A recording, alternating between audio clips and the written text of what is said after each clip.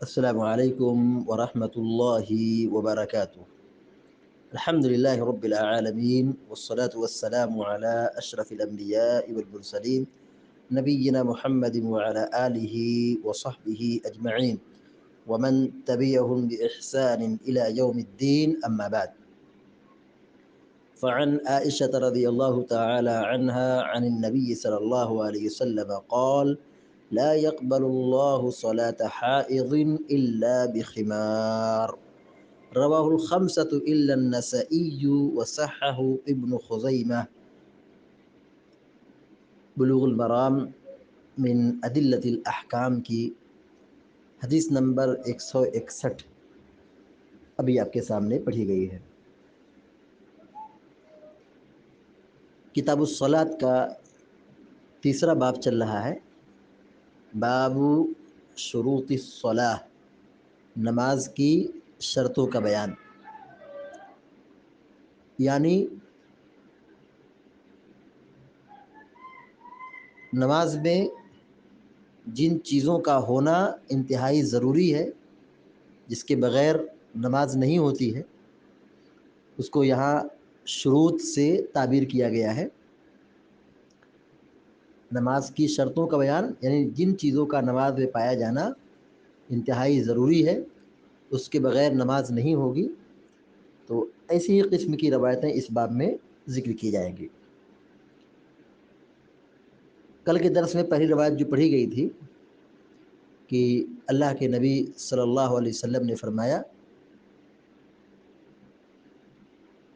کہ جب تم میں سے کوئی شخص نماز میں ہوا خارج کر دے تو وہ لوٹے اور وضو بنائے اور پھر سے نماز پڑھے۔ تو یہاں پر پہلی شرط کیا ہے؟ نماز کے لیے وضو کا ہونا۔ اور آج کے درس میں جو حدیث پڑھی گئی ہے، حدیث نمبر 161، لا يقبل اللہ صلاة حائض الا بخمار، کہ اللہ تبارک و تعالی کسی بالغہ خاتون کی نماز اس وقت تک قبول نہیں کرتا ہے جب تک کہ وہ خمار نہ لے، سر پر اوڑھنی نہ ڈالے، اپنے سر پر اپنے سر کو چھپائے نہ۔ تو یہاں پر دوسری شرط ہے کہ اگر عورت ہے تو اس کے لیے یہ ضروری ہے کہ وہ اپنے سر کو چھپائے، سر کے بال کو، کندھے کو، سر کو دوپٹے میں رکھے، یعنی سر پر اوڑھنی رکھ لے۔ دوپٹہ اور اوڑھنی معروف چیز ہے، سب لوگ جانتے ہیں کہ عورت سر پر دوپٹہ باندھتی ہے۔ تو نماز میں عورت کے لیے ضروری ہے کہ اس کے سر پر دوپٹہ ہو، اس کا بال، اس کا سر اور اس کا کندھا اور یہ سب کیا ہو؟ پردے میں ہو۔ اگر کوئی عورت نماز پڑھتی ہے، اس کا سر کھلا ہوا ہے، تو اس کی نماز نہیں ہوگی۔ یہی اللہ کے نبی علیہ الصلوۃ والسلام نے فرمایا۔ دیکھیے حدیث، وعن عائشہ رضی اللہ تعالی عنہ، حضرت عائشہ صدیقہ رضی اللہ تعالی عنہ روایت بیان کرتی ہے، عن النبی صلی اللہ علیہ وسلم قال، کہ اللہ کے نبی صلی اللہ علیہ وسلم نے فرمایا، لا يقبل اللہ صلاة حائض، لا يقبل اللہ، اللہ تعالیٰ قبول نہیں کرے گا، لا يقبل قبول نہیں کرتا، لا يقبل قبول نہیں کرتا، لا يقبل اللہ اللہ تعالیٰ قبول نہیں کرتا ہے، صلاة حائض، صلاة مانے نماز، حائض مانے بالغہ خاتون، حائض مانے بالغہ خاتون، بالغ لڑکی۔ دیکھیے حیض سے حائض ہے، اس کا معنی یہاں پہ فی نفسی حیض نہیں ہے، یعنی جو ناپاکی کا خون عورت کو ہر مہینے مخصوص ایام میں آتا ہے، تو یہ ایم سی یہاں مراد نہیں ہے، ایم سی یہاں پہ مراد نہیں ہے۔ یہاں مراد جو ہے بالغہ خاتون، یعنی جو لڑکی بالغ ہو گئی ہے، یہی یہاں پہ مراد ہے۔ لا يقبل اللہ صلاة حائض، بالغہ لڑکی کی نماز کو اللہ تعالیٰ قبول نہیں کرتا ہے۔ لا يقبل اللہ صلاۃ حائض، بالغہ لڑکی کی نماز اللہ تعالیٰ قبول نہیں کرتا ہے، الا مگر، الا مانے مگر، بخمار، خمار مانے اوڑھنی، دوپٹہ، اوڑھنی دوپٹہ، یعنی جس سے عورت اپنے سر کو بال کو چھپاتی ہے اس کو اوڑھنی کہتے ہیں، عربی زبان میں اس کو خمار کہتے ہیں، خمار، خمار مانے دوپٹہ، اوڑھنی۔ لا يقبل اللہ صلاۃ حائض الا بخمار، اللہ تبارک و تعالیٰ کسی بالغہ خاتون کی نماز کو قبول نہیں کرتا ہے الا بخمار، مگر اوڑھنی کے ساتھ، یعنی بغیر اوڑھنی یا بغیر دوپٹے کے کسی خاتون کی نماز قبول نہیں ہوتی ہے، بالغہ خاتون کی نماز قبول نہیں ہوتی ہے۔ یہاں پر اللہ کے نبی علیہ الصلوۃ والسلام نے بالغہ خاتون کا ذکر کیا ہے، کیونکہ بالغہ پر نماز فرض ہے۔ نماز کب فرض ہوتا ہے؟ نماز کی فرضیت کب ہوتی ہے؟ جب وہ مکلف ہو جائے، جب وہ بالغ مرد لڑکا بالغ ہو جائے، لڑکی بالغہ ہو جائے، اور بلوغت کی کچھ پہچان ہے، اور یہ معلوم ہے سب کو کہ لڑکا ہے تو اس کو احتلام ہو جائے، یہ اس کی پہچان ہے، یا شرمگاہ کے پاس بال اگائے، ایک علامت یہ ہے۔ لڑکی ہے تو اس کو حیض کا خون آنے لگے، یا شرمگاہ کے آس پاس بال اگ جائے، تو یہ بلوغت کی علامت ہے۔ تو بالغہ خاتون کی نماز قبول نہیں ہوتی ہے مگر اوڑھنی سے، اوڑھنی کے ساتھ، یعنی اگر وہ بغیر اوڑھنی کی نماز پڑھے تو نماز قبول نہیں ہوتی ہے، چونکہ نماز اس پر فرض ہو گئی ہے، نماز اس کے اوپر فرض ہو گئی ہے، تو اب اس کے لیے شرط یہ ہے کہ اپنے سر کو چھپائے، بال کو چھپائے، اپنے سر پر اوڑھنی ڈال لے، دوپٹہ ڈال لے، ورنہ اس کی نماز قبول نہیں ہوگی۔ رواہ الخمسۃ وصححہ ابن خزیمہ، رواہ الخمسۃ الا النسائی، اس حدیث کو 5 ائمہ نے بیان کیا ہے، الا النسائی، سوائے نسائی کے، یعنی امام احمد بن حنبل رحمۃ اللہ علیہ، امام ترمذی رحمۃ اللہ علیہ، امام ابو داؤد رحمۃ اللہ علیہ، امام ابن ماجہ رحمۃ اللہ علیہ، ان لوگوں نے روایت کو اپنی اپنی کتابوں میں بیان کیا ہے، سوائے نسائی کے، یعنی امام نسائی رحمہ اللہ نے اس کو نہیں بیان کیا ہے۔ تو رواہ الخمسۃ الا النسائی، 5 لوگوں نے بیان کیا ہے سوائے نسائی رحمہ اللہ کے، تو اب کتنے ہو گئے؟ 4 ہو گئے، 5 میں سے نسائی نکل گئے تو کتنے بچے؟ 4، یعنی 4 محدثین نے اس کو بیان کیا ہے۔ کون ہے 4 محدثین؟ امام ترمذی رحمۃ اللہ علیہ، امام ابو داؤد رحمۃ اللہ علیہ، امام ابن ماجہ رحمۃ اللہ علیہ، اور امام احمد بن حنبل رحمۃ اللہ علیہ، ان 4 محدثین نے اس روایت کو بیان کیا ہے۔ وصححہ ابن خزیمہ، اور امام ابن خزیمہ رحمہ اللہ نے اس روایت کو صحیح قرار دیا ہے، اور شیخ البانی رحمہ اللہ نے بھی اس روایت کو صحیح قرار دیا ہے۔ روایت کا خلاصہ اور نچوڑ یہ نکلا کہ بچی جب بالغ ہو جائے تو اب اس کے اوپر سر پر دوپٹہ لینا، اپنے بال کو چھپانا نماز کے لیے ضروری ہو گیا۔ یوں تو عورت کو ہمیشہ اوڑھنی اوڑھنا ہے، لیکن بطور خاص نماز کی شرط کے لیے یہ ضروری ہے کہ وہ دوپٹہ اوڑھے، یعنی اگر سر کے بال کھلا رکھے یا بغیر اوڑھنی کی نماز پڑھ لے تو نماز کیا ہوگی؟ باطل ہوگی، نماز قبول نہیں ہوگی۔ نماز کے لیے ضروری ہے، یہ شرط ہے کہ وہ دوپٹہ سر پہ لگائے۔ یہاں پر ایک نقطہ واضح رہے کہ دیکھیے شریعت میں جو چیزیں اہم ہے اور جس کو کرنا ہے، جو ضروری ہے، اللہ کے نبی علیہ الصلوۃ والسلام نے بیان فرما دیا ہے، اللہ تعالیٰ نے اس کو بیان کر دیا ہے۔ جو چیزیں نہیں بیان کی گئی ہے اس کا مطلب ہی کہ اس کا کرنا ضروری نہیں ہے۔ جیسے یہاں مسئلہ ہے سر کا بال کھلا رہنا عورت کے لیے، یہ کیا ہے؟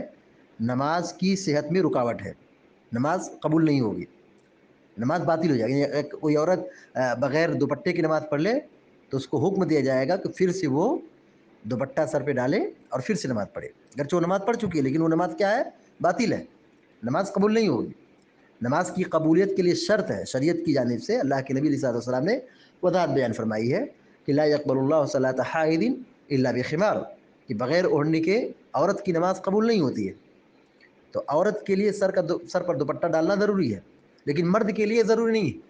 آدمی کھلے سر بھی نماز پڑھ سکتا ہے۔ یہ الگ بات ہے کہ اچھی چیز یہ ہے، بہتر طریقہ یہ ہے کہ آدمی ٹوپی پہنے یا پگڑی پہنے یا رومال ڈالے، یہ بہتر چیز ہے، لیکن یہ واجب نہیں ہے، یہ واجب نہیں ہے۔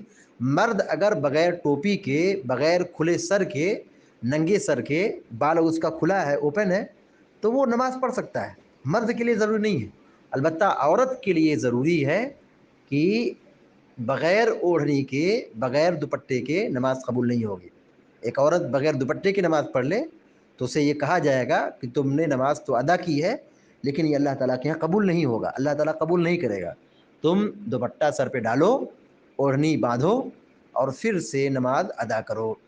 اسی کے مقابلے میں کوئی آدمی ننگے سر نماز پڑھ لے تو اس کی نماز قبول ہو جائے گی۔ البتہ بہتر یہ ہے، افضل یہ ہے کہ آدمی ٹوپی لگا لے، آدمی پگڑی باندھ لے، بہتر ہے۔ لیکن اگر وہ ننگے سر بھی نماز پڑھ لیتا ہے تو نماز کی قبولیت میں کوئی رکاوٹ نہیں ہے۔ اس حدیث سے جو باتیں معلوم ہوئی، نمبر 1، عورت کے لیے نماز میں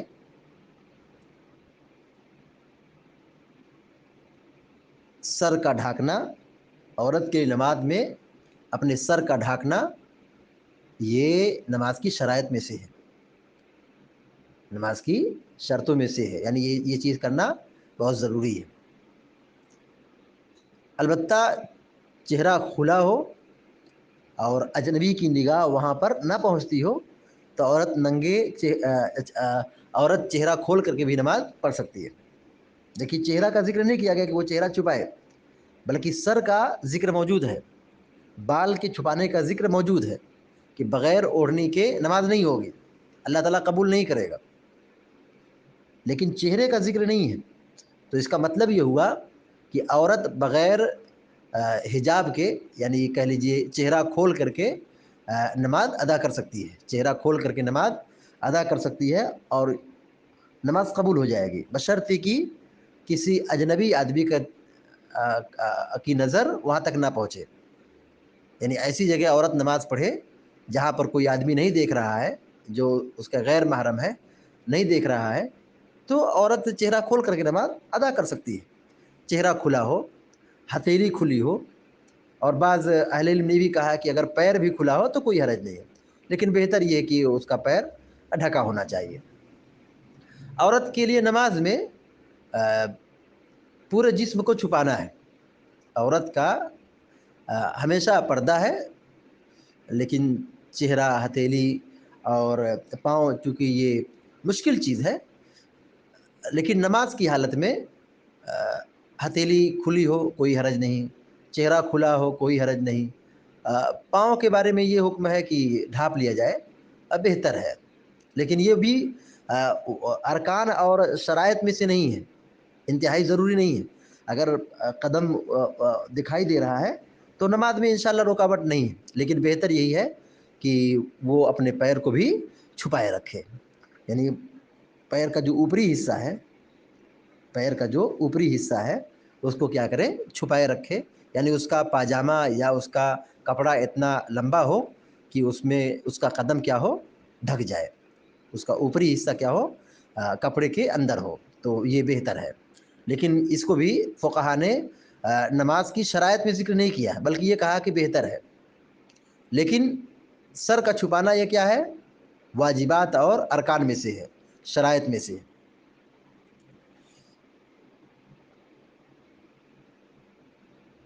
اسی طرح اوڑھنی ڈالنے کا حکم دیا گیا ہے، اوڑھنے کا حکم دیا گیا ہے، تو عورت کو اپنے سر کے بال بھی چھپانا ہے، سر کے بال بھی چھپانا ہے، عورت کے بال کا بھی پردہ ہے، بال کو چھپا کے رکھنا ہے۔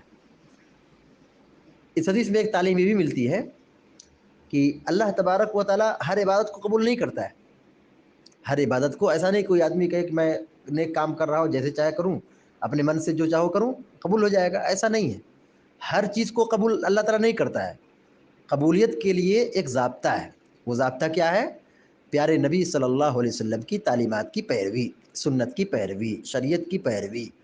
جو اللہ اور اس کے رسول کی تعلیمات پر عمل کرتے ہوئے عمل کرتا ہے، تعلیمات کے مطابق عمل کرتا ہے، سنت کے مطابق عمل کرتا ہے، تو اس کا عمل قبول ہوتا ہے. لیکن جو سنت سے ہٹ کے کام کرے، سنت کی خلاف ورزی کرے، تو اس کا عمل قبول نہیں ہوتا ہے. عبادت کی قبولیت کے لیے بھی کچھ شرائط ہے. عبادت کی قبولیت کی شرائط ہے. ایسا نہیں کہ آدمی منمانی کرے، جو چاہے کر لے اور سوچے کہ قبول ہو جائے گا. ایسا نہیں ہے. اللہ تبارک و تعالیٰ عمل کو قبول کرتا ہے، اس کا ایک ضابطہ ہے. ضابطہ یہ ہے کہ آدمی کا ایمان اور عقیدہ درست ہو. ضابطہ یہ ہے کہ وہ آدمی مخلص ہو. ضابطہ یہ ہے کہ وہ آدمی شریعت کے مطابق کرے، سنت کے مطابق کرے. جیسے یہاں اوڑھنے کے بغیر اگر عورت نماز پڑھے تو اس کی نماز کیا ہے؟ قبول نہیں ہوگی. عورت اگر بغیر اوڑھنی کی نماز پڑھے تو نماز قبول نہیں ہوگی. اس کو نماز دہرانے کا حکم دے جائے کہ وہ نماز پھر سے ادا کرے. تو ایک ضابطہ ہے کہ سنت کی پیروی. اور اسی حدیث میں ایک تعلیم یہ بھی ہے کہ نماز کی پابندی کرنا چاہیے، اور یہ تربیت شروع سے ہو. بچی بالغ نہ ہو تبھی سے اسے حکم دیا جائے کہ وہ نماز پڑھے، نماز کی پابندی کرے. تو چھوٹی بچی ہے، وہ بغیر اوڑھنے کی بھی نماز پڑھ لے تو کوئی مسئلہ نہیں، لیکن اس کو تربیت اسی نہج پر کرنا چاہیے کہ وہ بلوغت سے پہلے ہی اوڑھنی اوڑھے، اپنے سر کے بال کو چھپائے، سر پہ کپڑا ڈالے. اس کی تربیت ایسی ہو تاکہ جیسے وہ بالغ ہو تو اسے یہ کام کرنا دشوار نہ ہو. جیسے ایک حدیث میں کہا گیا ہے جب بچہ 7 سال کا ہو جائے تو نماز کی تعلیم دو. ظاہر ہے 7 سال میں بچہ بالغ نہیں ہوتا ہے. اور 10 سال میں کہا گیا نہ پڑھے تو نہ مارو، اگر نماز نہ پڑھے تو مارو. تو ظاہر ہے یہاں پر جو بچے کو نماز کا حکم دیا جا رہا ہے تو شروع سے اس کی تربیت کی جا رہی ہے تاکہ وہ جب اس پر نماز فرض ہو تو نماز کا طریقہ، وضو کا طریقہ اور صف بندی کا طریقہ، دعائیں، اذکار، تعلیمات، آداب، وہ سب چیزوں سے کیا ہو جائے؟ کم زیادہ آگاہ ہو جائے. اور جیسے اس پر نماز فرض ہو تو وہ بالکل اچھی طریقے سے نماز پڑھنے والا ہو. تو شریعت نے یہ حکم دیا ہے کہ بچوں کو نماز کی تربیت دی جائے، نماز کا مکلف بنایا جائے، نماز کی تعلیم دی جائے، نماز پڑھنے والا ان کو بنایا جائے، نمازی بنایا جائے. یہ بہت ضروری ہے. ابراہیم علیہ السلام کی دعاؤں میں سے ایک دعا یہ بھی ہے، رب اجعلنی مقیم الصلاۃ ومن ذریتی ربنا وتقبل دعاء، ربنا تقبل دعاء، کہ اے اللہ تو مجھے نماز کی توفیق دے اور میری ذریت کو بھی نماز کی توفیق دے. اور اے ہمارے رب تو ہی ہماری دعاؤں کو قبول کرنے والا ہے. تو ہماری دعاؤں کو قبول کر لے، تو ہی دعا کو قبول کرنے والا ہے. معلوم یہ ہوا کہ ابراہیم علیہ السلام اپنے لیے اور اپنی اولاد کو نمازی بنانے کے لیے دعا کرتے تھے. تو تربیت کے لیے ضروری ہے کہ ہم ان کو حکم بھی دیں اور ان کو نماز پر قائم رکھنے کے لیے ان کے حق میں دعا کرتے رہیں. اللہ تعالیٰ سے دعا ہے کہ اللہ تعالیٰ ہم سب کو، آپ سب کو نیک عمل کی توفیق عطا فرمائے. آمین یا رب العالمین. وصلی اللہ علی نبینا محمد وسلم تسلیما کثیرا. والسلام علیکم و رحمۃ اللہ وبرکاتہ.